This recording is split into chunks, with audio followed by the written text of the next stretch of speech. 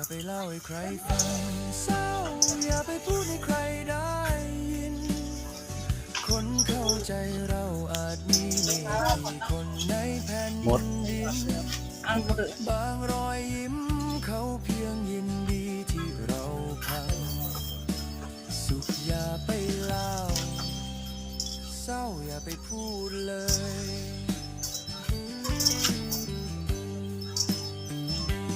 เดินมีเรื่องราวซ่อนอยู่ในเบื้องหลังไม่ใช่ทุกครั้งเปิดใจทุกเรื่องไม่ได้บางคนถามแค่อยากรู้เรื่องในใจแต่ไม่ได้ฟังเพื่อจะปลอบเราเลยคนบางคนยิ่งพูดยิ่งทำร้ายไปอีกแล้วก็ขอ